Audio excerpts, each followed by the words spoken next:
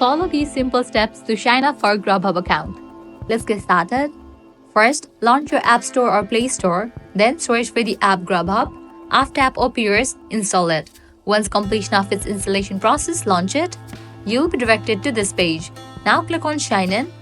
From here, you are able to create your Grubhub account. You can use Google, Amazon, Apple, or Facebook. Or also you can directly enter your email address over here and then click on Continue. For this guide, I'm going to use my Google account. You'll need to click on it and then click on Continue. With that, you're going to find all the Gmail accounts that you are using in your device. Select any of it to log into the Grubhub account. Click on Continue.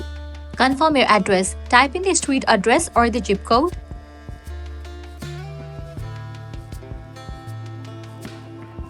And just with that, your account will be created.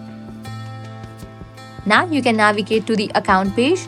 Once you're on this page, now you can update all these information, name,